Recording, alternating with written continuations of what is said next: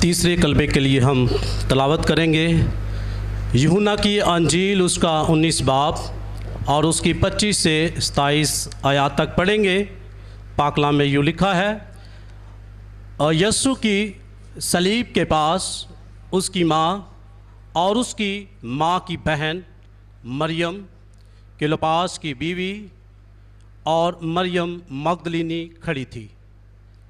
یسوع نے اپنی ماں اور اس شاگرد کو جس سے محبت رکھتا تھا پاس کھڑے دیکھ کر ماں سے کہا، اے عورت، دیکھ تیرا بیٹا یہ ہے۔ پھر شاگرد سے کہا، دیکھ تیری ماں یہ ہے، اور اسی وقت سے وہ شاگرد اسے اپنے گھر لے گیا۔ پاک کلام کا پڑھا سنا جانا ہم سب کے لیے باعث برکت ہو۔ خداوند یسوع مسیح کے عظیم اور جلالی نام میں آپ سب کی سلامتی ہو۔ جیسے کہ میری مرکزی آیت پڑھی گئی ہے، اس کے مطابق یسوع مسیح نے اپنی ماں سے کہتا ہے، اے عورت، دیکھ تیرا بیٹا یہ ہے۔ پھر اپنے شاگرد سے کہتا ہے، دیکھ تیری ماں یہ ہے۔ جیسے کہ یسوع مسیح نے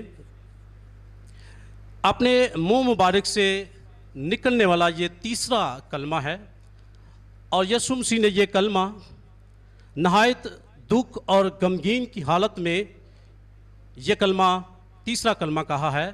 اس کو محبت اور ذمہ داری کا کلمہ بھی کہا جاتا ہے۔ یسوع مسیح نے اپنی ماں اور اپنے شاگرد کے بارے میں اہم انسانی ذمہ داریوں کو پورا کرنے کے لیے یہ بیان دیا، اور یسوع مسیح نے اس کو پورا بھی کیا۔ اور یسوع مسیح نے یہ کب کیا؟ یہ کام یسوع مسیح نے اس وقت کیا جب نہایت دکھ کے غم کے عالم میں تھا، لیکن یسوع مسیح نے اپنا یہ کام پورا کیا۔ یسوع مسیح جب اپنی صلیب اٹھا کر جا رہے تھے تو لوکا کی انجیل اس کے 23 باب کے مطابق یسوع مسیح کے پیچھے بہت ساری بھیڑ تھی، اور اس میں عورتیں تھیں جو رو رہی تھی، ماتم کر رہی تھی۔ تو یسوع ان کے ساتھ، عورتوں کے ساتھ مخاطب ہوتا ہے اور کہتا ہے کہ اے یروشلم کی عورتوں، مجھ پر مت رو، اپنے بچوں پر رو، کیونکہ ہرے درخت کے ساتھ ایسا سلوک کیا جاتا ہے تو سوکھے کے ساتھ کیسا کریں گے؟ اس کی تشریح یوں ہے کہ یسوع مسیح کے ساتھ مصلوبیت کا یہ سلوک کیا جا رہا ہے، تو یہ باقی قوم کے لوگوں کے ساتھ کیا کریں گے؟ یروشلم تباہ کیا جائے گا، کیونکہ مسیح کو رد کیا گیا ہے، سلامتی کے شہزادے کو رد کیا گیا ہے، شہر کو پسمار کیا گیا ہے۔ جب یسوع مسیح کو صلیب دی گئی تو یسوع مسیح کے شاگرد سب بھاگ گئے تھے۔ یہ وہ شاگرد تھے یسوع مسیح کے، جب یسوع مسیح لوگوں کو تعلیم دیتے تھے، لوگوں کے درمیان معجزات کر رہے تھے، تو انہوں نے اپنی آنکھوں سے وہ سب معجزات دیکھے، اور انہوں نے یہ بھی دیکھا کہ ہزاروں لوگ یسوع مسیح پر ایمان لا رہے ہیں۔ لیکن مشکل کی اس گھڑی میں جب یسوع مسیح کو ان کی اشد ضرورت تھی، تو یہ لوگ، یہ شاگرد یسوع مسیح کو چھوڑ کر بھاگ گئے تھے۔ خاص طور پر وہ شاگرد جو پطرس یسوع مسیح کے ساتھ رہنے کے لیے بڑے دعوے کرتا تھا، مرنے کے لیے یسوع مسیح کے ساتھ دعوے کرتا تھا، وہ بھی یسوع مسیح کو اس دکھ اور تکلیف کے وقت چھوڑ کر بھاگ گیا تھا۔ یسوع مسیح اس دکھ اور تکلیف کے عالم میں یہ دیکھتے ہیں اور کہتے ہیں کہ جو شاگرد، کیا ہم دیکھیں اپنے آپ کو کہ ہم کیا ایسے شاگرد تو نہیں ہیں جو دکھ اور تکلیف کے وقت بھاگ جاتے ہیں، دوڑ جاتے ہیں؟ سچا شاگرد اور دوست اور رشتہ دار وہی ہوتا ہے جو مشکل گھڑی میں آپ کے ساتھ کھڑا ہوتا ہے۔ ہم کو اپنی زندگیوں میں دیکھنے کی ضرورت ہے، کیا ہم ایسے بے وفا شاگرد تو نہیں ہیں؟ کیا ہم اس طرح کے شاگرد تو نہیں جو مشکل وقت میں بھاگ جاتے ہیں، سب شاگرد بھاگ گئے تھے، لیکن ایک شاگرد یسوع مسیح کا وفادار شاگرد جس سے یسوع مسیح محبت کرتا تھا، یسوع مسیح کی مصلوبیت کے وقت یہ شاگرد یسوع مسیح کے پاس کھڑا تھا۔ یہ شاگرد اور 4 عورتیں یسوع مسیح کے پاس کھڑی تھی۔ یہ 4 عورتیں جو یسوع مسیح کے پاس کھڑی تھی، اس میں سے ایک یسوع مسیح کی ماں تھی، اور دوسرے ماں مریم کی بہن، اور مریم اور کلوپاس کی بیوی اور مریم مگدلینی کھڑی تھی، اور 5واں جو مرد تھا وہ یسوع مسیح کا وفادار شاگرد یوحنا تھا۔ یہ یسوع مسیح کی مصلوبیت سے لے کر یسوع مسیح کی جان نکلنے تک اس صلیب کے پاس کھڑا رہا۔ یہ اس کی تھی وفاداری، اور یسوع مسیح یہ وفاداری جو ہے وہ اپنے شاگردوں میں دیکھنا چاہتا تھا۔ آج یہ وفاداری یسوع مسیح ہم میں دیکھنا چاہتا ہے۔ یوسف اور یسوع کے بھائی کہاں تھے؟ یوسف وفات پا چکا تھا، اور یسوع کے جو بھائی تھے وہ وہاں موجود نہیں تھے۔ یوحنا کی انجیل اس کا 7 باب اور اس کی 5 آیت کے مطابق وہ یسوع پر ایمان نہیں لائے تھے۔ یسوع مسیح یوحنا کو یہ ذمہ داری کیوں دینا چاہتے تھے؟ کیونکہ یسوع مسیح یوحنا سے محبت کرتے تھے، اور وہ یوحنا جو تھا وہ یسوع مسیح کا بڑا وفادار تھا، اور یسوع مسیح جانتے تھے کہ اگر یسوع مسیح کے بعد اگر کوئی ذمہ داری ماں مریم کی لے سکتا ہے، مقدسہ مریم کی اگر کوئی ذمہ داری لے سکتا ہے تو وہ ہے یوحنا۔ یسوع مسیح کا وفادار جو شاگرد تھا وہ اس کی ذمہ داری لے سکتا ہے۔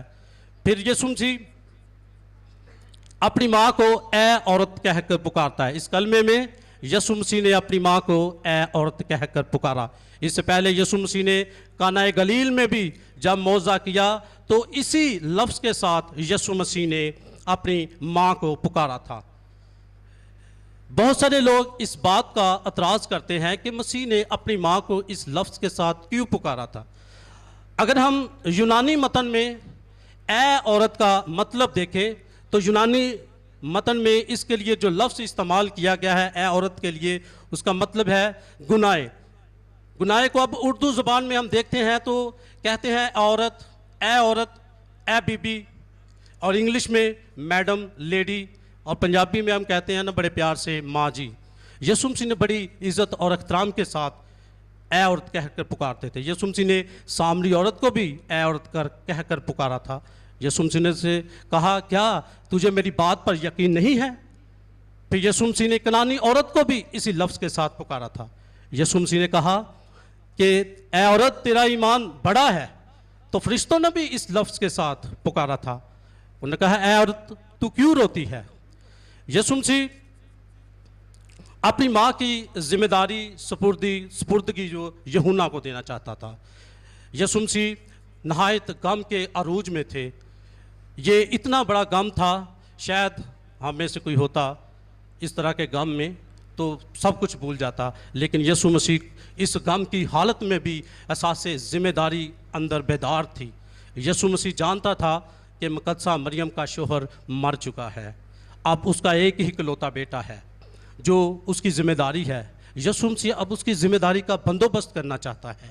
یسوع مسیح اپنے ماں باپ کا بڑا وفادار تھا، بڑا تابع دار تھا۔ یسوع مسیح جو تھا وہ اپنے ماں باپ کی بڑی عزت کرتا تھا، اور ہمیں بھی پاک کلام میں لکھا ہے خروج کی کتاب 20 باب میں کہ اپنے ماں باپ کی عزت کرو۔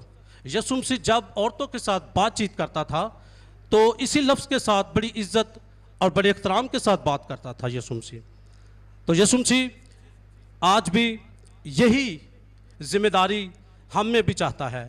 یسوع چاہتا ہے کہ آپ کسی بھی مشکل میں کیوں نہ ہو، آپ کسی بھی طرح کی دکھ تکلیف میں کیوں ہوں، اپنی ذمہ داری سے نہ بھاگیں۔ خدا نے دنیا سے ایسی محبت رکھی کہ اس نے اپنا اکلوتا بیٹا بخش دیا تاکہ جو کوئی اس پر ایمان لائے ہلاک نہ ہو بلکہ ہمیشہ کی زندگی پائے۔ خدا نے آج کے دن، یہ یادگاری کا دن جس میں آج ہم مل کر منا رہے ہیں، اس کے صلیبی کلمات کو سن رہے ہیں، برکتیں پا رہے ہیں، مسیح کی قدرت اور اس کے مکاشفوں کو آپ جان رہے ہیں، اس لیے کہ آج کے دن خدا نے اپنے بیٹے کو صلیب پر اس لیے قربان کیا تاکہ ہم نجات پا سکیں، ہم ہمیشہ کی زندگی پا سکیں۔ یہ خدا کی محبت کا اظہار ہے۔ آج اگر آپ بیٹے پر ایمان رکھتے ہیں، بیٹے کی مصلوبیت پر ایمان رکھتے ہیں، آپ ایمان رکھتے ہیں کہ یسوع مسیح ہمارے گناہوں کی خاطر موا، دفن ہوا اور تیسرے دن جی اٹھا، اگر ہمارا یہ عقیدہ ہے، ہم اس پر ایمان رکھتے ہیں آج، تو آج آپ بھی خدا کی اس محبت کا اظہار کر رہے ہیں۔